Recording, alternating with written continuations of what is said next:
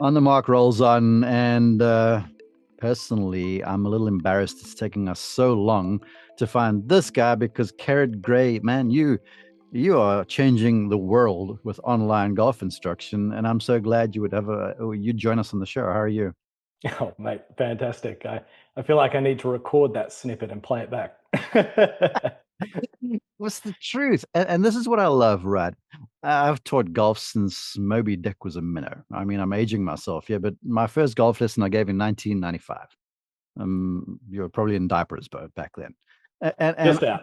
and I love a good drill. And the cool thing about you is you've got drills for everything. So we're going to dive in. But before we do that, I'm going to read you this quote. It's from your website.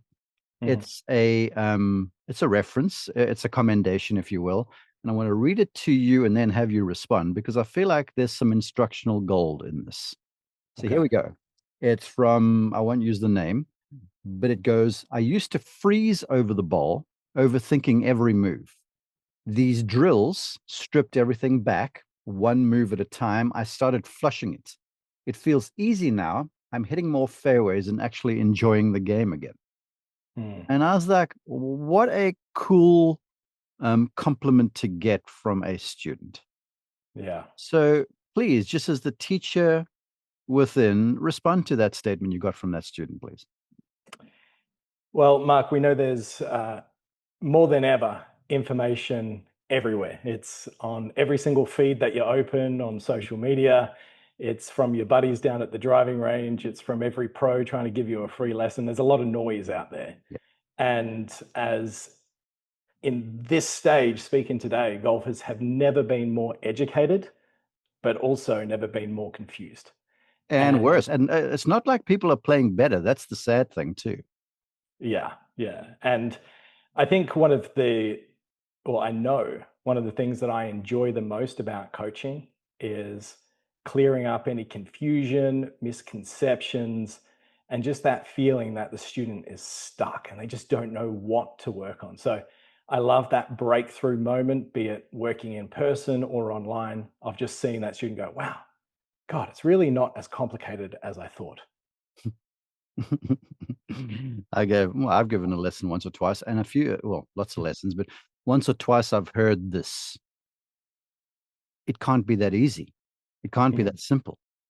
Yeah. Um, convince people that it actually is that easy and that simple. Look, golf is simple. It's not easy. If you just do a few things correctly, you too can hit the ball flush. Yes. Yeah, without a doubt. And I think you would assume that with the amount of quality knowledge out there that's been shared around, a lot of the myths and misconceptions out there, Mark, would have been cleared up by now. Yeah. But it only just takes a quick visit down to your local driving range to hear some of the fables being shared between buddies. And you just know that if that person listens to what that well-intended friend is saying to them, they're going to be in a world of trouble if they practice that for the next month. So I'm looking forward to breaking some of those down today. Yeah, let's do it. Fables. I'm going to use that. I call it Advil for a golf swing. Everyone knows they dole this medication out, just going, yeah, it's like a painkiller for a few hours, kind of thing. Before we get into some myths and some of the fables, as you call them, for the folks who haven't found you online, that are apparently sleeping under a rock like me, tell us a little bit about Kerrod Gray.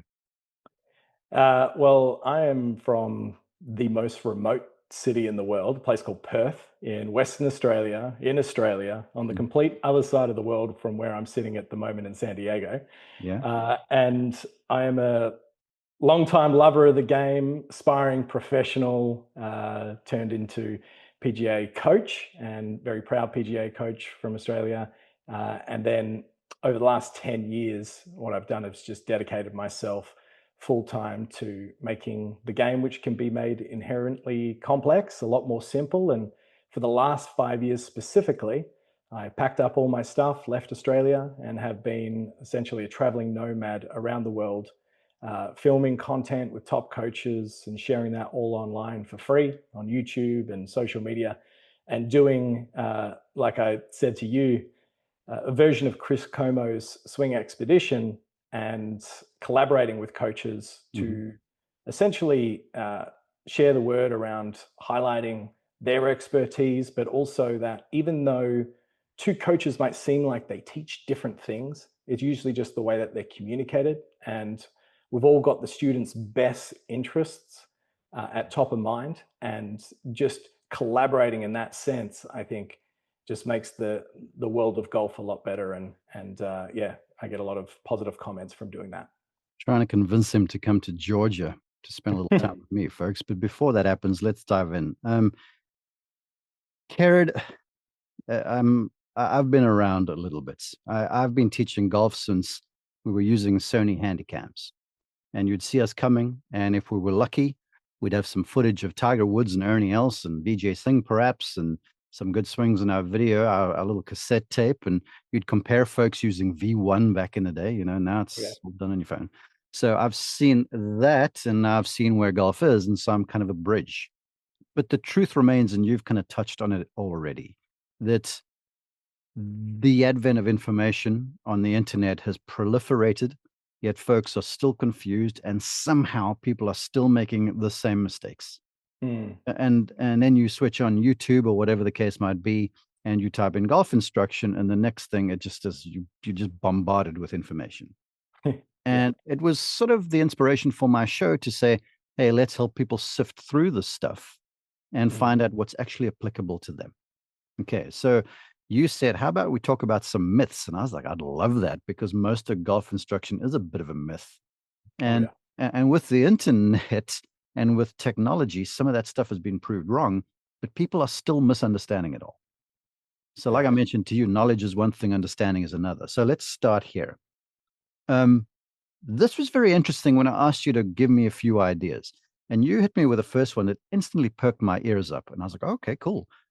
And you said, a lot of people think the backswing and the downswing are two different things. And there's this significant like pause, stop, or a change in events in the middle of all of them.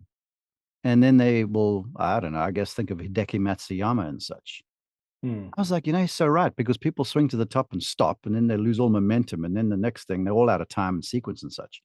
So help us, please, with this two-piece motion idea of the golf swing. Yeah, I think we can all agree that when you look at a professional golfer, regardless if it looks like they pause, and we can talk about someone like Hideki in a second, they all flow in what looks like a continuous, effortless manner, don't they? They look beautiful. Yeah. And very much like a playground swing, momentum carries it throughout. And even though there might be a period of time where it looks like that club head pauses, or someone like Hideki does visually, there's a lot going on down closer to the ground that people are not looking at. And so when you try and create a golf swing, which is a two-piece motion with a clear, okay, this is the backswing, we're going to load up all our weight onto our trail foot. And as soon as I feel like I've got 100% of weight on my back foot, then I'm going to start down. And before you know it, Mark, yourself, me, every other coach is starting to answer questions around what starts the downswing. Yeah, exactly. And so when you create, or you have the intention of having a two-piece motion with that backswing and downswing, it just induces unnecessary tension and causes a lot of like jerkiness throughout the swing. And without a doubt, if you think about any other athletic motion, such as just something like throwing a ball, as you move your hand back, what are you doing with your lower body? It's opposite direction. You'll be stepping forward. And when your foot plants, your hand is generally still moving back and then changes direction because of what happened closer to the ground. Yeah. And so, yes, the club may look like it has a point which it reaches the top and then starts down, but it is one athletic dynamic motion. I want to comment here. It's what you say is absolutely correct, and I'm completely on board. But I want to go back to Hideki, and he's a friend, so this is not critical. I'm not being critical. If you watch Matsuyama over the years, that pause is diminishing. And I feel like if you think of old Matsuyama, you saw a number of one-armed follow-throughs all the time, because he's this big, strong legs, big, strong rear end, and he'd swing to the top, and there'd be this noticeable pause. Then the legs would fire so hard, he couldn't match the club up with everything coming down. So that's why you always saw the right arm sort of rip away from contact. He's make these one-arm follow-throughs. Yeah. He's actually, to me, strangely, he's always been a great ball striker. But now that the pause is less and it's more that flow you reference, he's almost become a better ball striker. Yeah. And I think, especially in an audio format with everyone listening to this, walking away with some practical drills that they can use at the range next time they go down is going to be really helpful as we work through these myths, Mark. And I think number one there, let's say if you feel like you've been trying to create a two-piece motion with a clear start to the downswing, what I want you to do is just a very simple step through drill. So set up to your golf ball in your normal posture. And then I want you to bring if you're a right-hander, your left foot next to your right foot. Okay. And then as you're swinging the golf club back, as your left arm gets past level with the ground or parallel with the ground, I want you to step forward and then swing through. So that's just going to encourage a natural flowing sequence where the lower body is going to lead the upper body in the downswing. One of my mentors, Mr. Gary Player, if he's listening to this, is loving you right now. Send me a text, Gary. It's so true. I would almost add to that, like you start with the feet together, you step and swing kind of deal. Mr. Player loved that. He'd even take another step through to ensure he's gotten all the way through the shot. In fact, to this day, whenever he sees me, he's like, Mark, are you teaching your students to get through the ball completely? And I'm like, yes, I am, Mr. Player. And he goes, good, good, good. And then I want to say to him, hey, the club face has got to be decently organized. But he goes, just make sure they get through the ball. And what you say there is so true. And I would almost add, like sometimes I have folks start with their feet together over the ball. And to swing back, take a little step to the right for the right-hander. Yeah. And that starts going back. And then I add your move on the way down. Then they start to feel this, I'm going one way, I'm going the other, and I'm freeing up my golf swing. Is that what you encounter as well, I'm sure? Oh, without a doubt. The funny thing about the version that you just said, right? Let's say I'm doing a group clinic. It's a lot harder to get everyone to figure out right foot timing, swing, I know. step foot swing, and everything like that. But what you just said there, Mark, is without a doubt one of the best drills anyone can work on. It does take a little bit of practice. The best way to, I suppose, get in the rhythm of doing that step swing drill is from your setup. If you had your feet together, start with the club about a foot in front and step back first and wait till you plant your foot away before you swing. And then that adds the momentum. It'll encourage a bit of recentering of the body, which will stop you from unwinding aggressively. And then as you step forward, that's when then you can do the swing. So it's a step, swing, step, swing. That's what you want. If you are listening to this, go to YouTube and watch Kerrod as he's actually he's sitting down, but he's demonstrating the move. And there's this beautiful rhythmic flow back and forth. And if you're struggling with rhythm or tempo, or even timing in your golf swing, this is a great way to learn it. And incidentally, recently the boys from Athletic Motion Golf were on here, and Sean Webb was talking about the same thing. Quickly, as far as that drill goes, how many times? Now, we're just talking about the one where you've got the feet together and then you only step forward and swing. Yeah. How many times have you seen people swing before they step? And it's really, really hard for them to initiate this movement from the ground up. Oh, yeah. Yeah. Too often, way too often. And I think that's where one of the key words in golf comes in, not only in the swing, but throughout scoring and ensuring that you don't get too angry at yourself, is the word patience, right? And you just got to be patient at the top of the swing. And I suppose that's where people look at the club head at the top for a lot of pros and go, oh, he's pausing. Well, not necessarily. I would add to that too, and I'd love your take here. A lot of folks to me have got like a hit impulse, and then they'll come to Kerrod Gray and go, hey man, my practice swing's perfect. Then you put a ball down there and then I can't hit the thing for flip because they're swinging back and stopping, and then they're like, just hit, as opposed to sequencing the thing with your drill properly. It cures any number of ills, this drill you're sharing. Yeah, one of the favorite little stories that I love to tell any client that comes in is to imagine if golf wasn't played from a static position. Mm, And so imagine the ball was rolling towards you slightly. Bear in mind, assume the ball's a little bit bigger. Okay. So it's a little bit easy to make contact. But if the ball was rolling towards you, what would you do?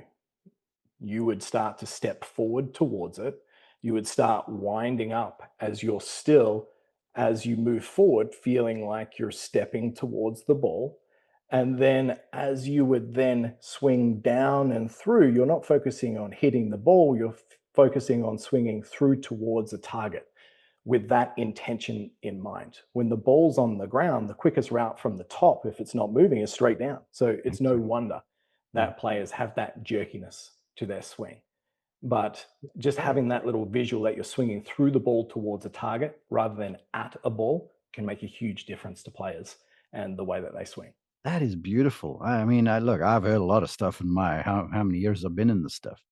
I've never actually considered describing it to somebody like that. How if you roll a ball at them, they will naturally, athletically, step, swing, and there would be that no pause at the top, no jerk with the shoulders, whatever the case might be. They'd react to the ball coming towards them, which is kind of how what we do when we swing a golf club. Yeah, Mark, I know you used to do a fair bit of work with college players, right? Mm. And one of my favorite things with the elite juniors that I used to work with was to actually get them to do, it's probably not the safest thing in the world, right? But they would roll the ball towards each other and then have to run out of the way as the person came through and hit it. Now, Okay. bear in mind, we had a bit of a barricade so they wouldn't get shanked straight into. Hey, But folks, if you try this and get hurt, we had nothing to do with this. We yeah, can deny all culpability. it's all right. The rules don't apply in Australia anyway, so it's all good.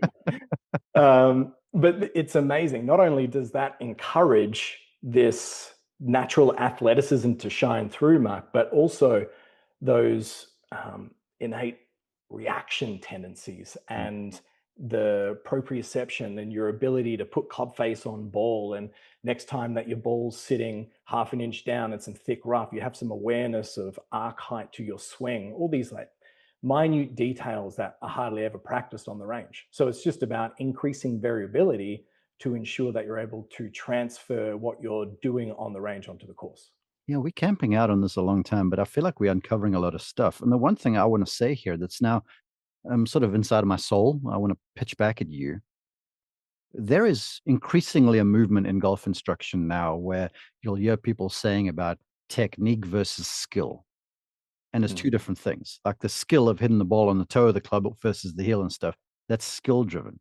But I feel like there still is an amount, there's a force change to change those things, but it's the skill of reacting to the ball. And I would almost argue now, listening to you and what you have to say, if people had to adopt that image of the ball rolling towards them, the skill of applying the club to the ball is likely to improve because they're going to organize themselves athletically and timing wise to return the club to the place it should be to meet that ball that's coming toward them, even if the ball's standing still, if you will. Mm. You know, the one problem about exercises like that are hard, Mark, is that it bruises the ego, doesn't it? And so people don't like to look bad. And True, true, whenever true. you're doing something on the range and you've got three people you don't know standing on either side and a couple of kids standing behind watching, and you're about to tee off and you haven't practiced all week and you're nervous and you've probably had a few beers the night before and you're hungover, the last thing you want to do is try something that's going to make you look bad. And that's where I think the driving range is a bit of a limitation Uh-huh. to players getting better. But I just challenge every listener and viewer of this to try a little bit of variability in their practice. And it Mm. can start as simple as just around the chipping green. Just throw three balls around, step on one so it's like halfway in the ground, put one in a divot, put one up the backside of a tree, and just figure it out. And that's Yeah. a great way to at least start that process of learning how to develop skill to get the job done rather than technique. In Mm. saying that, don't get me wrong, I'm a technique geek like you wouldn't believe. Like my number one goal in life with my golf, Mark, is to just swing it so it looks pretty, right? And I love playing around with the aesthetic of the swing. And I suppose this is where removing the ego and not having this ignorance of, oh, all I need to do is just become skillful and that's it. It's like, Yeah. I think I'm skillful at snowboarding, but I suck. It's just because what I don't know, I don't know. Mm-hmm. And as soon as you get broad awareness to areas that you didn't know that you need to improve, then all of a sudden you start to see a path forward where you can improve your technique. And then as a result, the skill combines with that. Yeah, and sometimes that path forward won't necessarily make sense. To put a bow on your observation, I had, back in the day when I was teaching full time, really accomplished golfer. I was in South Africa. She was from Germany, captain of the German ladies national team. Blusher, but you put her like 50 yards and in from the target. It was a disaster. She'd hit the ground before the ball. She'd top the ball. It was ridiculous. It's like she had a case of the yips. And I used to say, and I made her do this, which is a derivative of what you're doing. So kind of like Kyle Berkshire, I had her just step on the spot, left, right, left, right, left, right. And then as she put the right down, she'd have to swing back. And as she put the left down, she'd have to swing through. Yeah. And when she figured this out, and they weren't big steps, she was just like gently lifting the feet off the ground, kind of like walking, but swinging across your body and stepping in the same place. And she started to clip them perfectly every single time. Yeah. And you could see the disbelief in the first little bits. And I'm sure you've seen that too. And folks, when you're practicing, there's going to be this moment where they're like, this doesn't make sense. And it's not jiving with what I believe, but anyhow, it's working and the ball's going better, which means something must be better. And after hitting about 20 perfectly, even the right distance, because I'll say to her, okay, now longer. And then the athlete just swung faster or shorter, and she was varying distance. She looked at me in broken English and said, I do win tournaments. And I said to her, sure. So the next weekend she has an event. I'm close by. I go and watch her play. Lo and behold, second hole's par 5. She got like 40 yards to the target, tied lie over a bunker, and this could be disastrous. And I see her making practice swings with the feet going. And she hits it like that, clips it over, and the smile on her face was like someone liberated her. Oh, yeah. And as far as I know, she still does this. So I'm sharing that to ask you to tell people, hey, man, if you kind of have to do this when you swing to get better results, you can take a big drill like where you take a big step and just make it little still to get that feel about you. Would you agree? 100%. And you'll see this in the short game from a lot of the top players in the world. Fellow West Aussie Brett Rumford, absolute short game wizard, right? Yeah. And I was scrolling through his Instagram the other day, and this is a drill, once again, I used to do with the kids that I taught for full swing, but you would have like 6 balls placed out on you in front of you in very close proximity. And you had to swing through, step, move to the next ball, swing through. And they weren't in a perfect row like you've seen the walk the line drill. Yeah. They're in different areas. But to even add to that, what Brett was doing is he was trying to hit like a tiny little circle that he had drawn up in his net in his house. So he was working on not only the contact and the flow and the variability and changing height and all those elements, which is a great drill for anyone to practice in their backyard or if you've got a net. But it just keeps you in constant motion. And when you look at basketball, right, NBA, maybe not NBA because these players don't do this, but if you think about at any top level sport, at the highest level, when someone gets the yips, could be a tee shot in driving, could be in NBA a free throw shot. Yeah. Yeah, it could be in rugby, like kicking conversion or a field goal in NFL. That's when you're going to see the best in the world get the yips. It's because they're starting from a stationary position. Unfortunately for us playing golf, it's always stationary. Yeah. And so practicing that reactiveness, as we just discussed there, is just a fantastic way to move your body and your mind into more of an athletic state. Quickly, I can think of 4 or 5 guys off the top of my head on the PGA Tour that start the swing with a little like a foot press or something like that. McIlroy, Justin Rose, there's a few of them where the start to the swing is just a little raise of the toes, or you could see the energy starting from the ground up. So a great way to finish this. your golf swing is constant motion. Be careful of trying to stop. The one flows into the other. I guess this sort of touches on myth number 2 that you listed, and that is, well, look, I'll start with this. If I type shaft lean on my browser, information gets vomited on me, and all and sundry are trying to show you how you must lean the shaft of contact. Yeah. Or the tease is like, do you flip? Don't worry, we got you. And then these folks that are pulling on the handle and they're holding onto the lag, and you're seeing follow throughs, whereas like the clubs, the hands haven't rehinged. It looks kind of wooden and static to me to build on something. Yeah. And you're like, well, people are trying to fix the throw of the club, the cast, with hanging onto the lag, which, as far as I'm concerned, is equally as disastrous if you're not careful. Yeah, without a doubt. Casting, if you freeze frame it as when the club shaft is parallel to the ground in the downswing, it's a moment in time, but only relative to the rest of your body, right? If you take that casting position and you actually move the arms further back down in front of your body, well, guess what? You're in a perfect downswing position, right? Exactly. So what you'll see with the best ball strikers in the world when they're hitting let's say an 8-iron and PGA Tour level speed, right? The hands will be in front of the right thigh in the downswing by this stage here, just using simplistic terms. That's going to help you and keep everything in sequence to get shaft lean, compression power, all that good stuff that we look for, right? Yeah. So when players are casting it, we'll tend to see that the club shaft and their hands will be well behind their body. But if you look at the distance of the handle away from their body, and specifically their back arm, we're going to see that it's going to be very folded and close to their body. Exactly. We're going to see that the lead arm is going to be pinned across their chest a lot. Now, the reason that happens is either because that happened in the backswing or in transition, it got too pinned, right? And so casting, if you're trying to then throw your right arm, you're trying to get the right elbow in front, Mr. Hogan misconception there. That ruined me, by the way. That picture in that book ruined me as a player. Oh, so I hit the right side of the target as sure as you could say my name when the pressure was up. Trust me. Oh my God. And like, as soon as we see players try and drag that elbow in front and hold that lag, that actually just decreases that radius of the swing, gets them even narrower, gets their lead shoulder going even higher.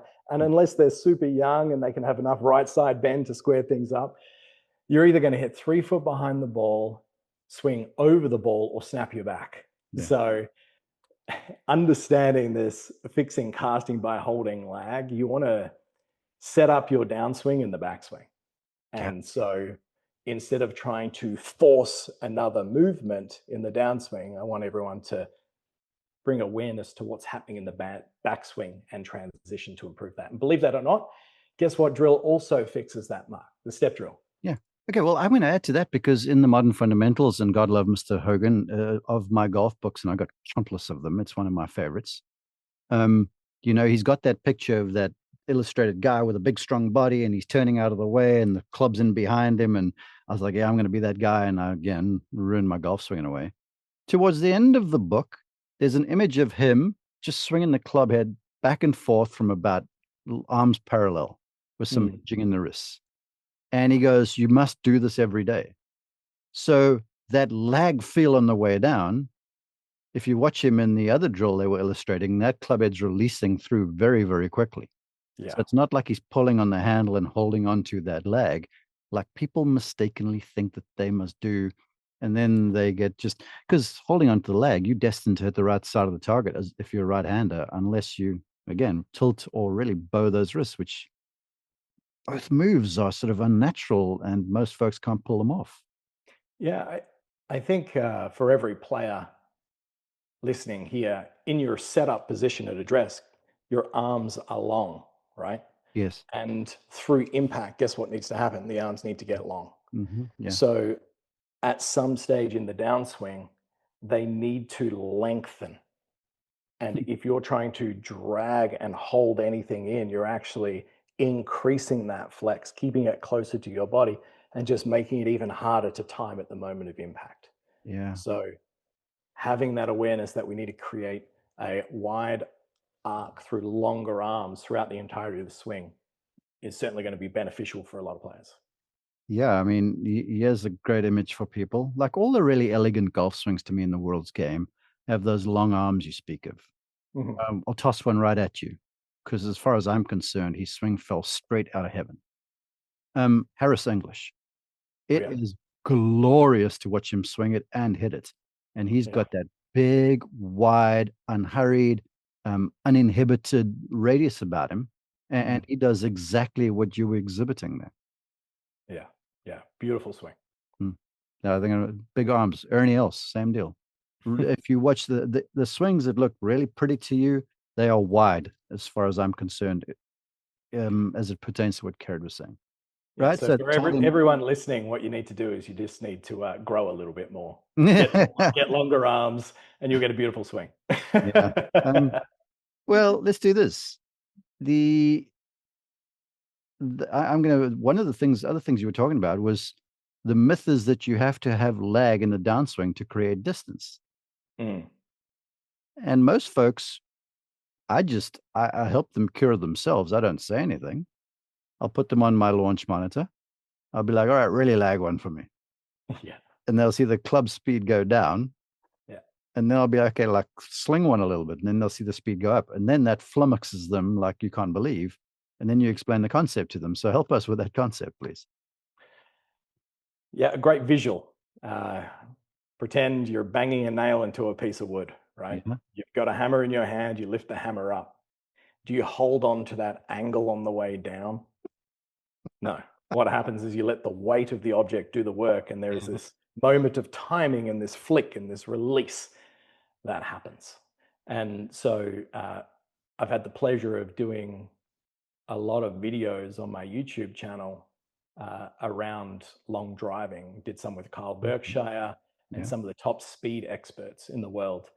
And I'll tell you what, for someone like myself, who was lead arm pinned across the chest, trying to drag the arms in front, trying to get this perfect impact position. Turn the body open through contact. Turn the body. And not to mention, I used to have a cut wrist at the top, so I was narrow, steep, and I had an open face. Driving was not my forte, Mark. Let me give you the tip. You were good at bunker shots, though. Greenside bunker shots, you were pretty solid. Oh, it's short game and recovery shots. That was great because I was always in there. But when I was playing, I was just terrible off the tee, under pressure, no good, and it was my downfall. And a part of that time in the last 10 years of devoting my career now to get a better understanding of the golf swing to help others, so they don't have that feeling that I had when I was standing on the tee of total confusion. Was okay, well, what actually needs to happen through this section of the swing, right, to get most amount of speed and consistency? And when I was playing, my club head speed was around 112 mile an hour with driver, right? In this pursuit of improving my technique, not size, not strength or anything like that. Last year, I got my club head speed up to 131.9 miles an hour. Gee whiz. Okay. And I'll tell you the difference. The sole difference was from the top of the swing, feeling like I was trying to get the club head back to the ball as quickly as possible. You sound like Jack Nicklaus right now. I've heard Jack Nicklaus say, he goes, from the top of my swing, I was trying to get the club head to the ball before anything else. Before I was turning, he goes, I was trying to get the head there as fast as I could. Fred Couples said the same thing to me. He goes, I was trying to get the club head to my back on the follow through as quickly as I could. Think about the hammer analogy we were just talking about before, Mark. When you're banging a nail into a piece of wood, you're not focusing on the end of the handle dragging down. You're focusing on the hammer head hitting the nail. Hallelujah, Reverend. Keep preaching. It's true. Yeah. It's again, and you said this earlier, but I want to go back there now because perhaps people glossed over what you were saying because they're listening for the next sexy, somewhat salient point, this tip that they're looking for. But you were like, the stuff gets lost a little bit in translation, and then you're holding on the lag. But you like all these pictures you see in stills are moments in time. And you might see some PGA professional with a lot of wrist hinge here with left arm parallel on the way down. But if you catch the next frame, that club head's like way accelerated. So in other words, they're in the process of letting that head go. They're not pulling on that thing and retaining lag for as long as they can. You got it. You got it. Cars, I thought you were going to jump on this one and run with it a bit more. Come on. Look, it is probably the number one piece of the golf swing that in my online lessons and in person that I spend the most time breaking down for people is what happens in transition down into this club shaft parallel position. And getting them to understand that the hands need to get back in front of the chest, the arms need to unload and lengthen, which then helps you get into that strong impact position. They don't stay pinned back and behind, just as we were talking about of dragging the elbows in or this lag. Now, don't get me wrong. Yes, lag is so important. But what I want everyone to understand and picture is that lag really is the angle between the club shaft and the trail forearm, right? Yeah. That if you can see what I'm doing here, it's this motion where if you are changing direction with the hammer, there's that lagging motion of the wrist, okay? Yeah. The hammer's getting closer. Then that, at some point, that energy is then released down at the moment of impact. It is not from dragging the arms and body, the arms back into the body there. This has just occurred to me as he was demonstrating. And folks, if you were listening on audio, go to YouTube. But what Kerrod was doing there was he was just moving the arm up and down with a really, I wouldn't call it a limp wrist, but you're not stiff, right? So you're allowing the wrist to sort of react. And as you're changing direction, again, it was like you were talking about the body moving back to the target whilst the club's still going back in your first point. So there's this reaction. But consider this, to hammer that nail, there is a quick release of the lag that was created. Now, here's my point I want you to comment on. For a lot of people, your sense of timing in the golf swing is always late because it's so fast. Like from the club head at the top to the club head down at impact, it's the blink of an eye. And our sensory perception of that is oftentimes late. So then when you say to someone, hey, you got to like straighten this thing earlier, try and release the head a bit more, they feel like it's happening way early in the downswing, but it's actually happening at contact because their concept of time during the swing is a miss because of the speed at which the head's going in relation to what they're going doing this pass. Concept of time and misconception of lag. Yeah. Because they think that letting the club go, the club head go, is casting it. But when you are throwing a fishing rod, when you are banging a nail into a piece of wood, what are you really trying to do? Trying to get the end whipping as quick as you possibly can. Yep. And that is the same thing in the downswing. That's called club head speed. Hey, one more thing. We've referenced some really good players in here. You've talked about Remy and we've had Jack Nicklaus. Bryson DeChambeau, man, if you watch that guy warming up, he gets to the top and then he's straightening his arms down to his side. Every single time. That trail elbow is getting straight as quick as he can make it. And it's not towards the golf ball. It's almost away from the ball to his side because that's making the approach even longer, which is something he tells me he learned from Kyle Berkshire because they connected. It was Beefy Bryson back then. And Kyle's like, dude, and I paraphrase, he's like, you're working so hard. Make the arc as big and wide as you can. Bryson started doing that, hitting the ball just as far, not expending as much energy and not having to consume as many calories either. Yeah, there's a great drill that you can do if you are someone who's getting their trail arm folding too much into their body in the downswing from your address. And I would suggest every player does this just for a sense of what we're talking about, because not only is it an easier way to get more speed, but it's also a much easier way to shallow the shaft, create a wider arc, right? Here we go. All right, go. From your address position, what I want you to do is imagine your ball position. You've got a 7-iron. For simplicity's sake, it's in the center of your stance. I want you to put that golf ball, a club head outside your back foot. You're still going to start with the club in the center of your stance. And you're not going to hit this, but what I want you to do is swing to the top. And your objective is to get the club head back on the ball behind you. Love now, it. that feeling, that unloading feeling of that club on the back of the ball behind you, just doing slow motion, swinging to the top and down beneath will be very different from probably what you've been trying to do, which is a lot later in that moment of time. 0.25 of a second, Mark, right, is what we've got in the downswing.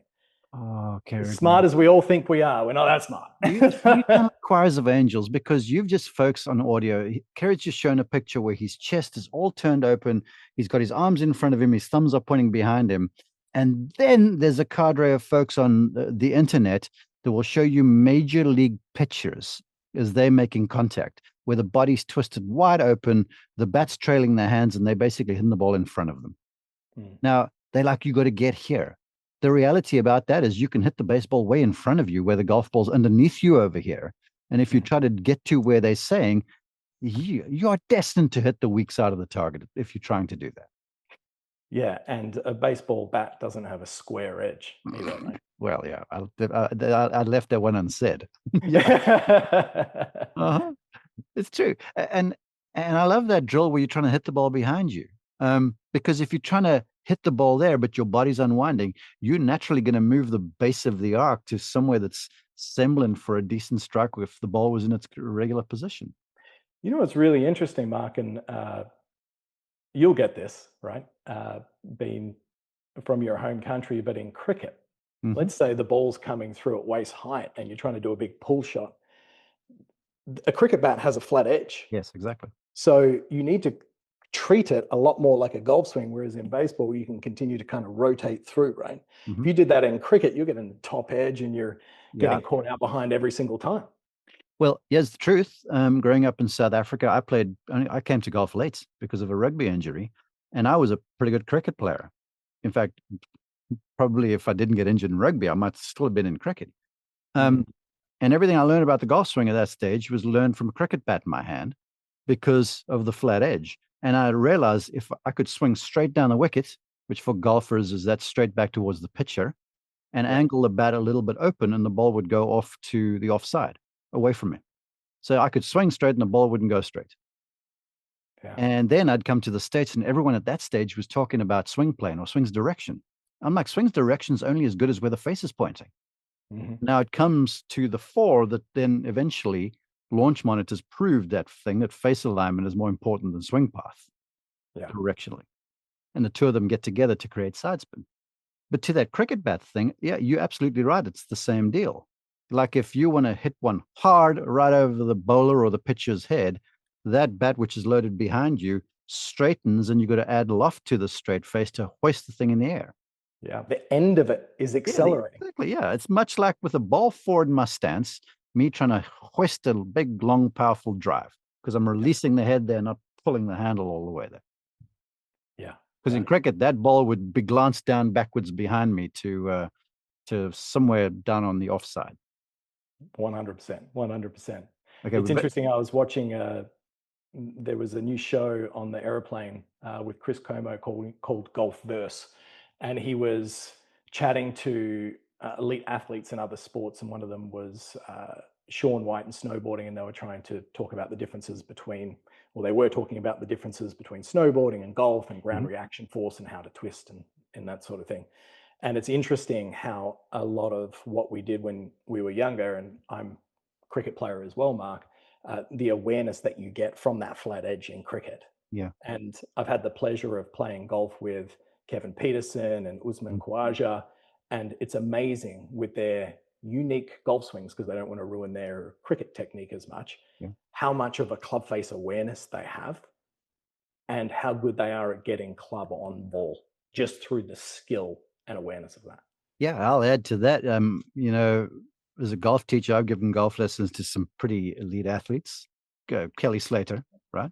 Great. Who said to me, he goes, his surfing got better when he learned how he was creating force on the ground with his feet playing golf. Okay, isn't that cool? Yeah. And he said his leverage on the board because of how he was moving pressure in the feet. And then way back in the day, when Tim Henman was like one of the stars in tennis, we connected and we were tennis and golf and stuff. And it's amazing to me how a tennis player has no problem hitting a draw with a golf club. None. If you can hit a topspin shot in tennis, you got the draw taped. If you watch Rafa, Nadal, all those boys, they all hit draws because of it's like a forehand to them if they're right-handed. Yeah. And that's the thing. Now, I'm naturally left-handed, right? And when I played golf, I played righty. So I was a puller of the golf club. So so I got away with it until I read the Hogan book, then I pulled even more. Okay, so you see where my careers go. But I wish Feel is not real. Feel is not real. wish someone had said to me, dude, play it like cricket where you get the head around you. I realized the cricket thing after I had stopped playing and started teaching. Yeah. Anyway, but that's enough of my sob story. I want to talk about this while you're on cricket. One of your myths is grip pressure. And, it's been said by Sam Snead. He goes, you got to hold the club as if it's a little birdie in your hands, right? And so I was like, all right, cool. And I always used to hold it too light. And then one day there was a bird in the house and I caught the thing and you know how tightly you got to grip with your fingers to hold onto a little bird that's trying to get out of your hands? It is like for real. So that's been misunderstood in the worst way. Talk about grip pressure. I think you need to get windows on your house, Mark. Open doors. We didn't have air conditioning in South Africa, bro. No, I've had a snake in my house, mate, so I know exactly what you're talking about.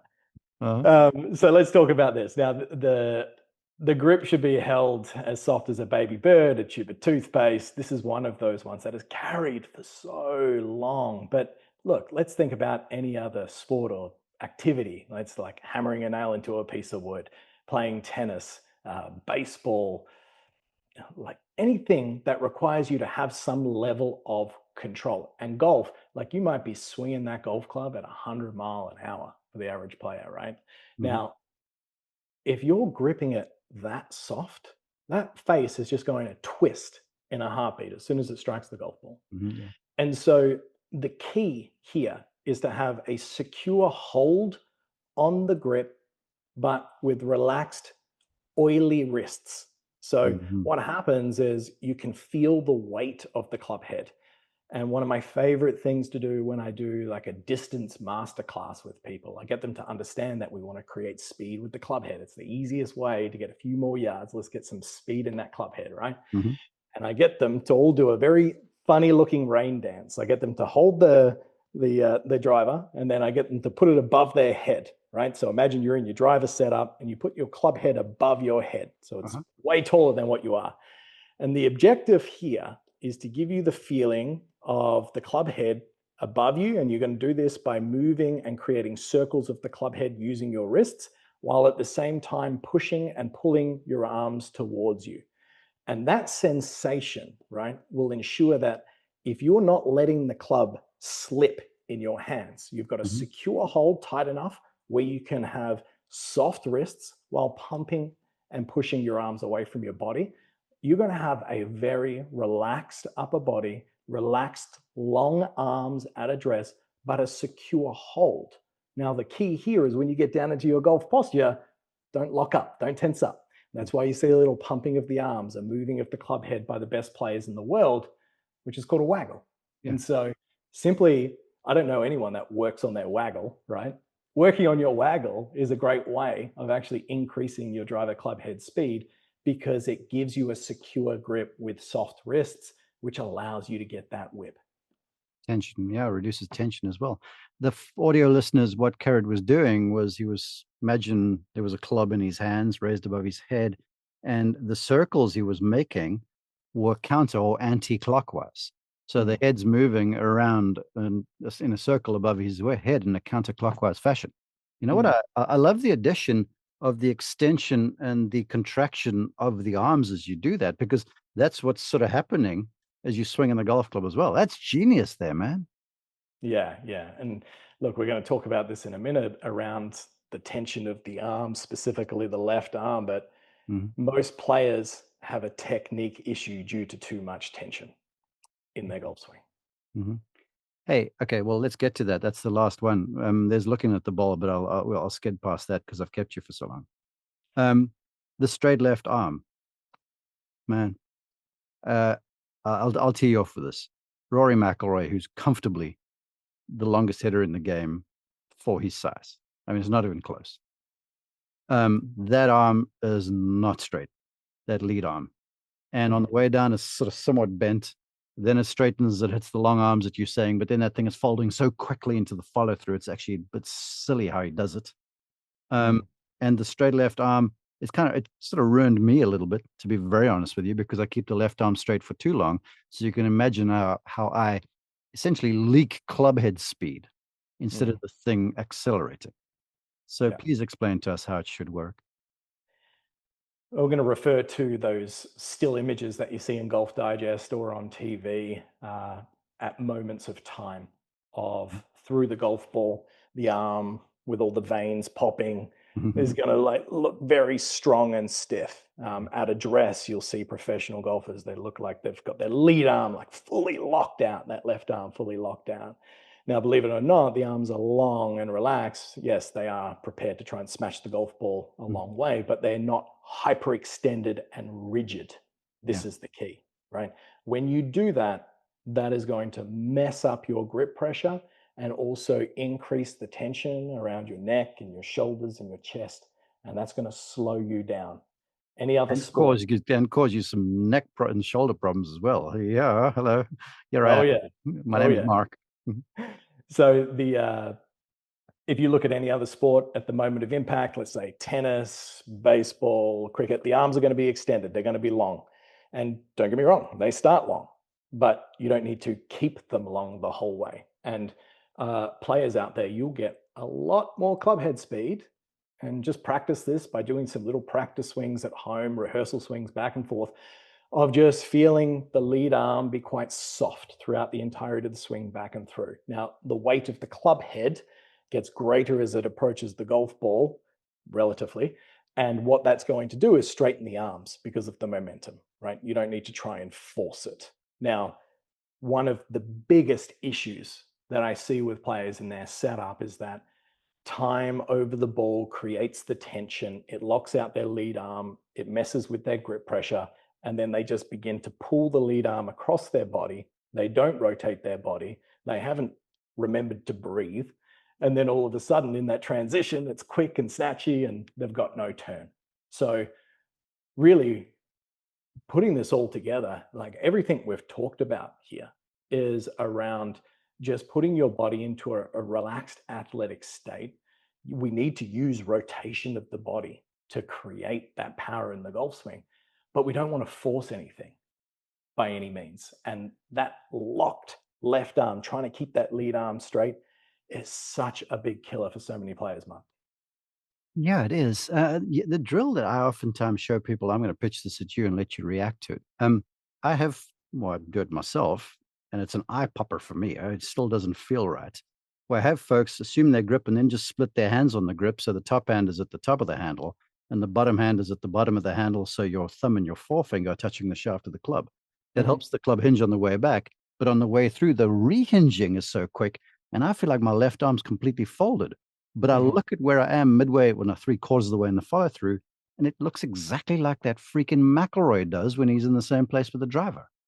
Yeah, yeah. And that's because we've had external rotation on the way through, which has the visual of keeping that arm straight.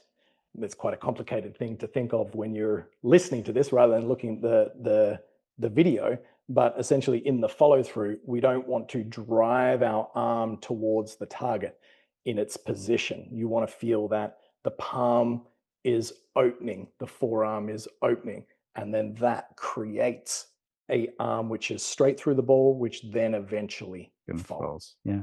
Hey, how many folks have you seen trying to do that because someone told them they were chicken winging in their follow-through? Yeah, a Yeah. great drill for that Yeah. to keep the left arm straight but relaxed is just put a golf glove underneath your lead arm or bunch your shirt up like you see pros do on the tee box. Feel that pressure of the material underneath your left armpit for the right hander and just be aware of that pressure back and through. That'll really help you keep that arm soft, but also release it properly on the way through. Justin Rose does that all the time to this day. Kerrod, this has been absolutely fantastic. I mean, I could continue. I'm sure the folks would love it, but I know you've got people waiting for you. So before I let you go, please share for people where the YouTube handles are, where they can go to find you.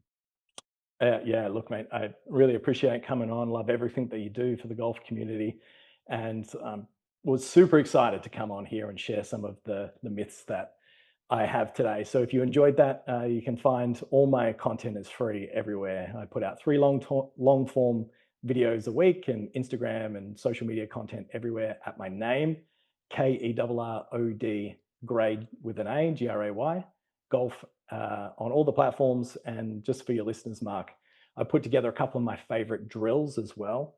And so if they go to perform.golf/Mark, they can go and get those for free. You are legendary. Give us that again. Perform.golf/Mark. Kerrod, you're doing God's work, man. I really, really appreciate you for everything you're doing. Appreciate you for joining us. Thank you, man. Mate, thank you. Absolute pleasure.